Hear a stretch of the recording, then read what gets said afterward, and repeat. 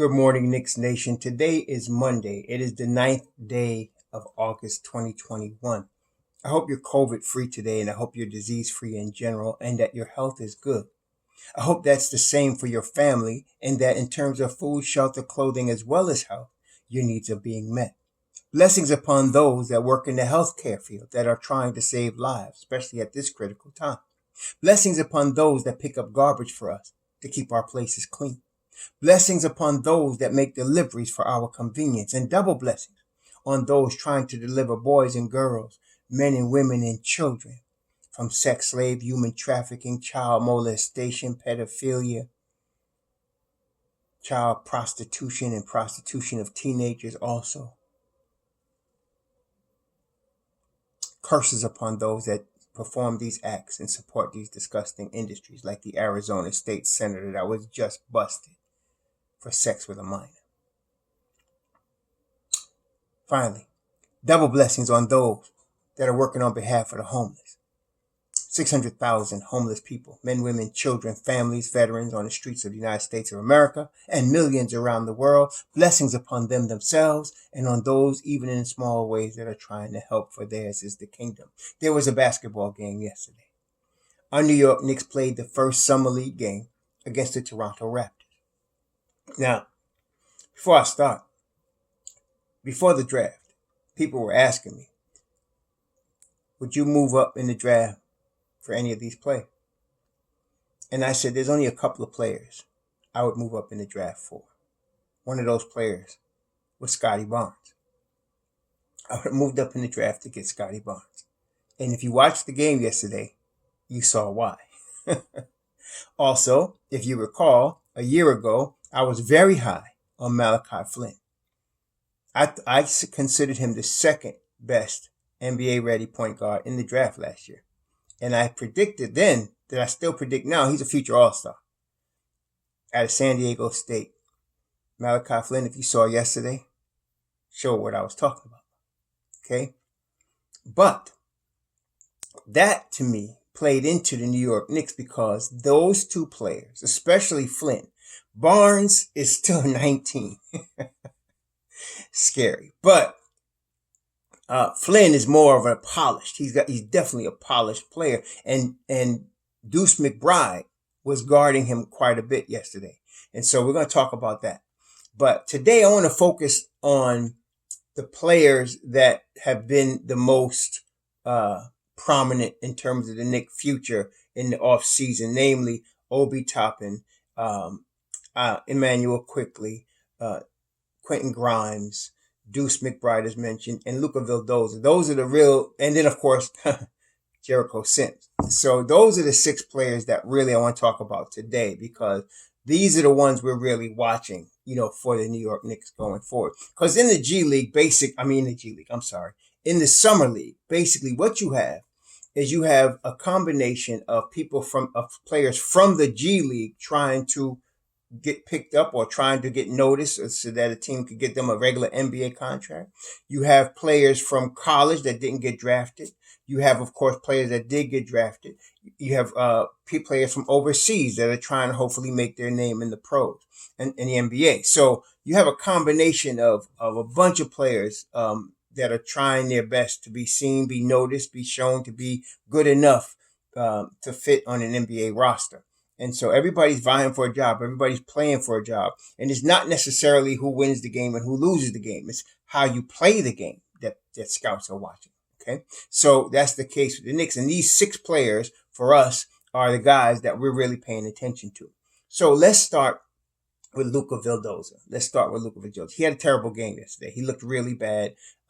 Scotty Barnes stole the ball from him. But what I'm going to say right now is I'm going to attribute that. He just played in the Olympics, and he came from Tokyo to Nevada. And I think he had just got there maybe the day before. I think he had just got to Nevada the day before. It's a full 24-hour flight, I think, from Tokyo to the United States. So I'm going to give him the jet lag on this one and say, he was suffering from jet lag, and that's why he just looked so bad yesterday. He couldn't run the offense. His defense was off. Scotty Barnes stripped him. 6'9" Scotty Barnes stripped him at half court. So I can't believe he's that bad. So I'm gonna say this. And again, in general, the first game of summer league is generally the ugliest one because everybody's nervous. All the players are nervous. Um, and then it's the first time they're really coming together in organized ball, having been together for like 5 days. Generally, that's the most they've all been together, and so it's going to be sloppy. And then, of course, with the other players that are mixed in there trying to get a contract, it's going to be sloppy. Everybody's kind of over trying a little bit, right? So that was the case yesterday. Very sloppy game, especially for the first half of the game. Very sloppy. And so I'm going to give Luca a pass on this one because of those factors. I don't think he was there for 5 days with the rest of the guys. And so we're going to give him a pass on that. I'm just going to act like that one we didn't see that because that was really bad. He was bad yesterday. He was, if it was a guy that I didn't know, I was okay, just cut this guy and move forward. But we do know him. So, I mean, a little bit anyway. He's coming from Argentina, signed in the spring by the Knicks. So let's give him a pass on that. Secondly, Emmanuel Quickley. Now, Emmanuel Quickley and Obi Toppin are special in these group of players. There's groups of players in the summer league that actually played last year, obviously as rookies, but they did not have the benefit of a summer league, to get acclimated. They did not have that benefit. So they were kind of thrown into the fire, as it were, all the rookies that came in last year, including Emmanuel Quickley and Obi Toppin. Now, with Emmanuel Quickley, we saw him come off the bench last year. He had said, and we actually saw, if you look at the video or the film from Kentucky in his years at Kentucky, he played some point guard, but he mostly was an off guard. And so the question is, or was, and still is actually in my mind, can he really be a full-time point guard? Now, yesterday, I would say, just based on yesterday, which I'm not going to make a final decision myself on that from yesterday's game, but no, because he came in and he started acting like a shooting guard. Yes, he had 8 assists yesterday. He had 8 assists. So you look at the stat sheet and he's like, well, he had 8 assists, man. He must have been setting up everybody and he must have been, the playmaker.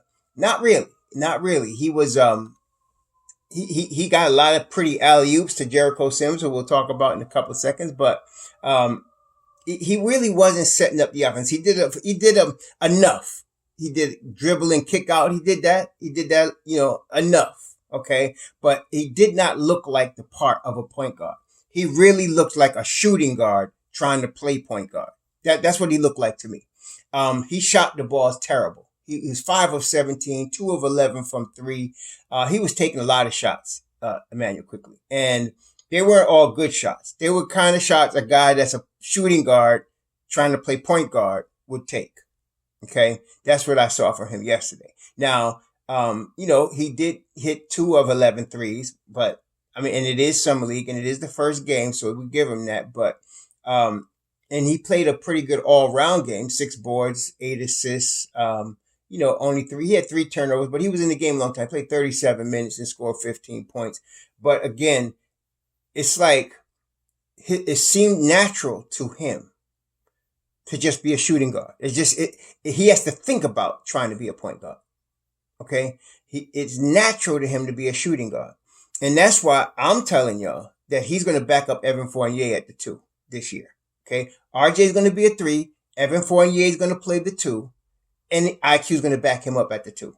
When IQ is going to come in the game with Derrick Rose, and you're going to see Derrick Rose back up Kemba Walker, and you're going to see IQ back up Evan Fournier. That's why I see it, because it's his natural position. It's just his natural thing. Now, in the summer league, if you're trying to develop, as in his case, point guard skills, or try to show that you have point guard skills, I would have thought he would have shot a little less and looked for his teammates more. Like, he did get 8 assists, but like I said, it didn't look like he had 8 assists if you looked at the game. It didn't look like he was looking for his guys, to me, as much. He got some very pretty, alley-oops. And a lot of his assists was going to Obi Toppin, who we're going to talk about, who, was the best player on the floor for the Knicks yesterday. I don't know. It just didn't look to me like he was a point guard. It looked to me like he was a shooting guard. Assists, like I said, he did pile up 8 assists, so he did that. But I still see a shooting guard when I look at him. And so, and of course, he played good defense. He was him and Obi play good defense, and of course Sims also. So let's move on. So that was Emmanuel Quickley. Again, it was the first game. Let's see how this develops. Then there was Quentin Grimes. Now Quentin Grimes, he played 34 minutes yesterday. He shot the ball horribly. He was 3 of 11 from the field, 3 of 8 from three. He had 4 rebounds. He had 2 assists. He had 9 points. He shot the ball terrible. But when you watch the game, he was very aggressive defensively, as you expect him to be. Very aggressive defensively. He looked the part of a playmaker from the wing. People missed the shots, that he would set him up for, but he looked the part of a playmaker from the wing, that he can make plays from the wing. And I'm even though he shot the ball bad yesterday, I think that was more a matter of the nerves and the first game thing. Because a lot of those shots he could hit, and he will hit them. So I'm expecting better shooting from him going forward. I'm not worried about his shooting, but I was very pleasantly surprised at his ability to make plays off the dribble. And I think that's going to bode very well for him, of course, along with the aggressive defense that he does play. So Grimes, to me, looked good defensively. He looked bad as a shooter, but it wasn't bad shots he was taking. He was taking good shots that he would normally hit. It's just that he wasn't hitting them yesterday. It was just, like I said, the first game. They were all a little nervous. I think he'll settle in and he'll be all right going forward. But I'm very impressed with Grimes, and nothing that he did yesterday dulls my expectation and my excitement about having him on the New York Knicks. I think he's going to be a really good two-way player for us going forward. He's going to be vying for minutes behind Emmanuel Quickley and behind Alec Burks. So you're going to have R.J. Barrett starting, and then you're going to have Alec Burks behind R.J. Barrett at the 3, and then you're going to have Grimes or Kevin looking for minutes behind those two guys. And I know it's the third string. Yeah, it sounds like they won't get a lot of minutes, but it's an 82-game season, and Tom Thibodeau plays his first 9 or 10 guys very heavily. And by virtue of that, you're not going to get players playing anywhere near 82 games. It's just not going to happen. So the only one that might play 82 games is RJ. RJ and Julius are the highest candidates to me to play 82 games. The rest of them are not going to do it. You're not going to see any of them play 82 games. There's going to be opportunities for the third stringers in this rotation series, like you're talking Kevin or Grimes, to get some minutes, or McBride. There's going to be time for them to get some minutes. So, at some points during the season, you're going to see that. And Tom is right. It's a long season. Everybody's going to need to be healthy, and you're going to need everybody. That's the way it was last year, and that's the way it was this year. What Tom does, as you saw last year, as you get closer to the playoff, he tightens up the rotation. He tightens it up, and really you're talking about 8, 9 guys, maybe 10 sometimes, but it's really 8 or 9 guys that he's playing as you get closer to the playoffs. But during the course of the long season, especially now we're coming back to an 82-game season, you're going to see a lot of guys get opportunities that may not have gotten them before because it's an 82-game season. So I can see this. I'm saying Kevin and Quentin are going to be battling for minutes behind IQ and Burks, and they're going to get opportunities. They're going to get it. So let's just, I just hope they're both prepared. As Tom always stresses, be ready all the time. So hopefully they'll be ready. Like I said, I think Grimes is going to end up being the cream that rises to the top in this situation. So the next one, Miles McBride. Miles McBride is our point guard of the future. When he came into the game, he immediately looked the part of a point guard. He immediately was playing tough defense. Malachi Flynn hit some extremely difficult shots. It's one of those type of situations where the defense was perfect. The offense was just better. One time Malachi came down and did a crossover behind his back, took a step back, Miles all in his grill from 3, and he drilled it. That was a very tough shot. And but McBride is a keeper. A couple of times, he talking about finishing through contact. He got the ball on a break, and a Toronto player tried to wrap him up, and he busted through like he was breaking a tackle and still hit the shot. Yeah, he's a keeper. He was 3 of 8 from the field yesterday. Again, didn't shoot the ball great. He was 0 for 4 from 3, 3 for 3 from the line, which is a nice thing you want to see. 5 rebounds he had. He had 2 assists. He played 26 minutes just about yesterday, had 9 points. All-round game. One of the things to me that held him back yesterday, he was deferring to IQ, number one. He was deferring to Emmanuel Quickley. And so he wasn't enforcing his point guard skills and his taking over the game. He could. You can see him trying to do a couple of times, but then Emmanuel Quickley was almost like acting like Julius Randle did 2 years ago, demanding the ball and all that. So McBride acquiesced. And then there was a terrible lineup where they had McBride, IQ, and Vildoza in the game at the same time. I don't know. That wasn't a good lineup. And so that didn't work very well. So those things were worked against Deuce a little bit. But even through all of that, the tight defense is there. The playmaking is there. The getting to the basket is there. The mid-range game is there. The three-point game didn't look there, but all of his shots looked like they were going down and rolling out. Like, again, it was that first game thing. What I'm really excited about with him on terms of this three-point shooting is he has the ability to shoot it off the bounce, just the three-pointer, and be very accurate shooting it off the bounce. He can shoot it on the spot up as well, which is going to, of course, be important when you're dealing with a Julius Randle who's going to be handling the ball from the pinch post a lot. But he could also come down and shoot it off the bounce. Okay, so I'm excited about him as I was when I first saw him. And I know with the defense he played yesterday, and he played really good defense yesterday, him and Grimes, I'm very excited about, the future with those two guys. See, so McBride, like I said before the draft, I told you they needed to draft a guard that they can groom over the next 2 seasons. See, so that's what they did. So now you got Kemba Walker for 2 years, and you got Derrick Rose for 2 years. So after the 2 seasons, McBride will be ready to take over. He really is going to be ready to take over at that point. So that's what you want. That's what we got. I think finally we sit at the point guard spot for the New York Knicks, barring injury. You don't want to see more men. None of them get hurt. So barring injury, I like McBride.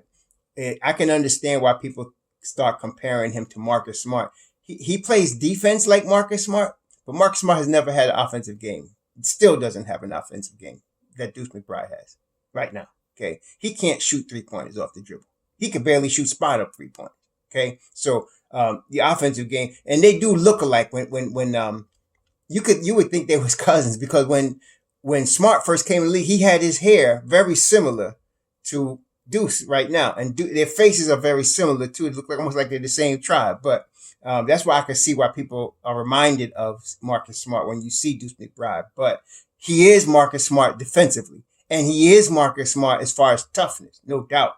But he is way better, even right now, than Marcus Smart ever was as an offensive player. So that's what I'm excited about. So just think of Marcus Smart with a game on offense. You know what I mean?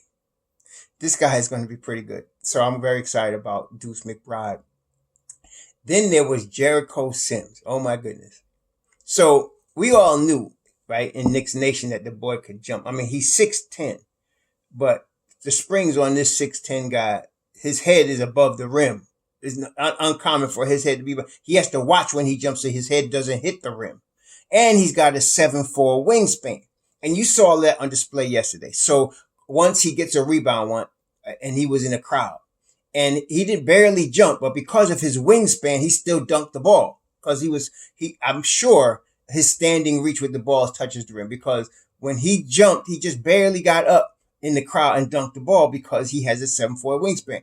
Then, of course, there were the alley-oops that he got where once his head was definitely above the rim and he was throwing it down from looking down on the rim. And he showed some toughness. He's a strong kid, looked like a 245 pounds.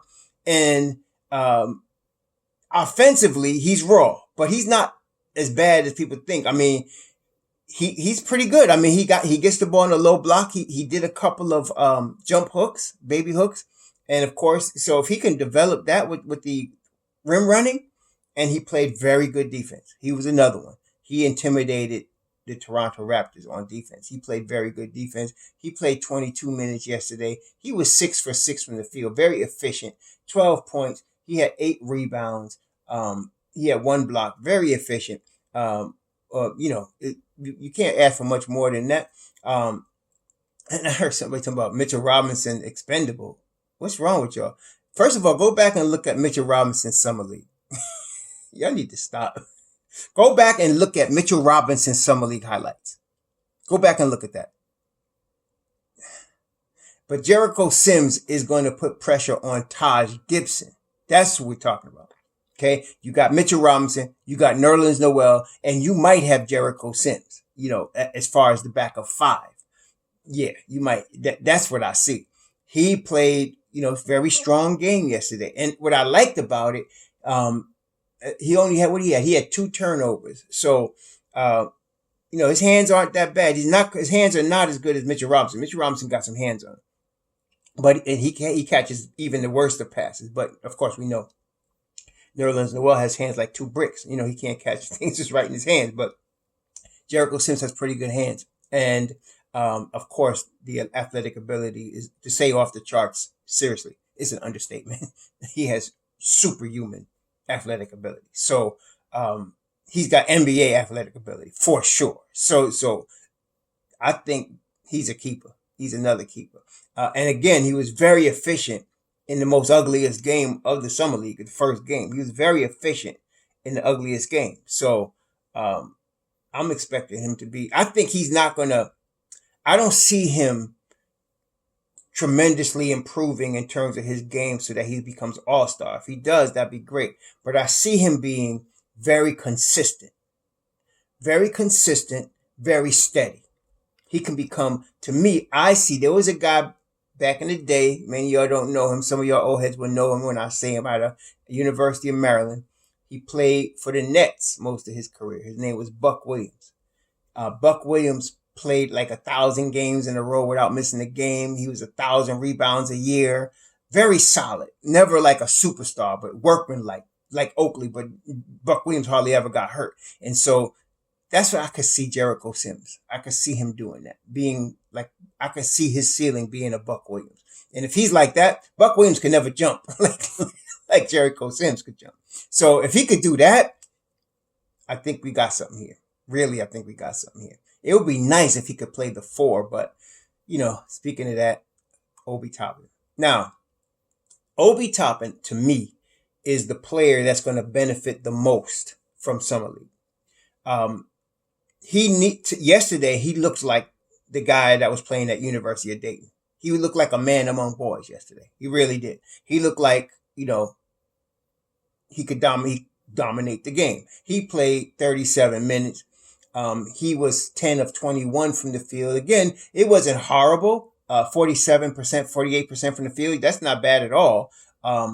He was 2 of 10 from 3, like everybody. I don't think anybody in the Knicks shot the 3 ball well yesterday. Everybody was bad yesterday, including him. 8 rebounds. He had a block. He had 2 turnovers, which is good for somebody that played 37 minutes. And he scored 24.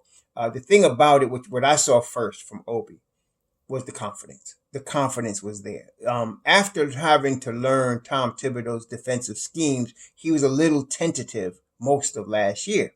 Wasn't aggressive at all. Wasn't looking for a shot at all. It wasn't the case yesterday. He came in there very, very confident. And the energy was there. And of course, now he's learned how to play defense. And I told y'all, we did a video a little while ago, maybe a week or so ago, about the problem that's going to come with Obi Toppin. The problem is going to come like this. This guy is a starter in the NBA. He really is. He's a starter. To me, he could be every bit as good as, let's say, John Collins. Obi Toppin can play that role. He could be every bit as good as John Collins, but he's not going to get that type of minutes, right? And the problem is, of course, Randall and RJ were in the top 5 in minutes played last year. I'm afraid that's going to happen again. And when I say that is because Obi needs minutes. He needs minutes. He needs at least 20 minutes a game. Really, he needs 20 to 25 minutes a game right now. If he was a starter, he'd be getting 30 minutes a game, right? And so this is kind of frustrating because you're looking at him yesterday and you realize, like I said, he could be a star in the NBA. He really is that good. He's got that kind of talent. He just needs to work out a few kinks and he's going to be a real problem for the league. The jump shot's going to come. His 3 pointer is going to come. He's athletically. I mean, see, and what it is really Obi needs to play the exact same role as Randall. In other words, what I'm saying is instead of him jogging to the corner looking for threes or keeping on the perimeter, Obi needs to be on the low block. He needs to be in the pinch post. He needs to learn how to make those passes to the people outside. And if they don't, if it's him one on one with somebody, take that person and destroy them. He could do that. He's just not getting that opportunity to do that here. So I don't know what's going to happen. He's a good soldier, so he's gonna play out. He loves being in New York. Obviously, he's from New York. He's gonna play out this season. I know he is. He's a good soldier. But I'm having a hard time believing that he's gonna want to stay his whole 4-year rookie contract with the Knicks if he's gonna continue to get, backup minutes. If he was on another team, he'd start. There's no question. He'd be a starter. He could be a starting four in the Minnesota Timberwolves right now. He could. Okay, so I mean, he could start for Houston right now. He could start for several teams right now at the 4. So I don't know. But I'm glad he's on our team now. He's really good. He was a force yesterday, and he's going to continue to be a force. That's that. And yesterday, the first quarter of the game, he was out of sync, right? Because he's one of those guys that needs to get that lather up, that needs to get in the flow. He's a rhythm player. I mean, most basketball players are rhythm some way or another, but he's some are more than others, and he's really, you got to let him get into the flow and the rhythm of the game, and when he does, he dominates, and that's what happened yesterday. He was a little off in the first quarter, but then he got in the flow. He got warmed up. And then he started doing his thing, man. And so Obi was really good yesterday. And so I'm expecting him to continue that. It was the first game, and everybody was a little off. Like I said, the Knicks shot terribly from 3. Yesterday, they were, what was there as a team? They were 7 for 40. They shot 18% from 3. That's how that was ugly, right?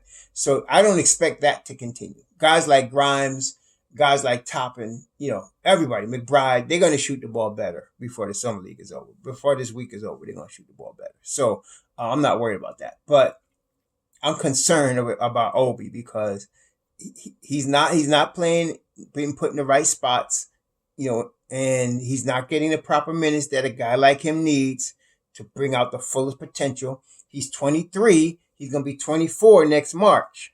So it's not like he's no kid. And that's the thing about Vildoza that concerned me yesterday. Vildoza in 2 days, on August 11th, by the time they play their next game, he's going to be 26 years old. Okay? It's not like he's 20 or 21, or 19, like Scotty Barnes. This guy's 20, he's going to be 26. So he really has to show more than some of these kids. He's not your typical rookie. All right. So, like I said, let's see what happens Wednesday. Wednesday night, I think they play the Lakers Wednesday. And it's a late game. It's like a 10 o'clock game. So we'll see what happens there. They get a couple of days to play together more, to look at the film from this game they just played, make improvements. I'm expecting all of them to do that. That's the New York culture. That's the New York Knicks culture now. They're going to look at the film. They're going to make improvements. They're going to work on their games. So they're going to look at the Lakers and be ready to play their summer league against the Lakers on Wednesday. So that's what we're dealing with. So overall, I mean, the Knicks lost the game. But that was again, first game. It was ugly, out of sync mostly. But you saw the flashes of of something that's going to be special, especially with Grimes and McBride and Obi. It was, yeah. And then Joku Rokas didn't play yesterday. I'm expecting them to probably bring him in Wednesday and cut back somebody else's minutes and bring in Rokas because they can't play everybody, so there was a number of guys that didn't play yesterday. So hopefully we'll see Rokas Wednesday. Hopefully we'll get a couple of minutes of him Wednesday. I know he's not staying with the Knicks this year. they're planning on letting him go back and play overseas and then revisiting it next summer, seeing how things look. But I still would like to see him. Been reading about him, been seeing highlights. I'd like to see how he plays against NBA competition. He's a young kid though. He's 20 years old. See, so you got to give him some slack and see what happens. But yeah, that's it. Jericho Sims really is a keeper. Obi is a star in the making if he's going to be able to get the opportunity to be. Um, but we'll see what happens. Anyway, you have a good Monday, start of the week, for work week anyway. Shalom.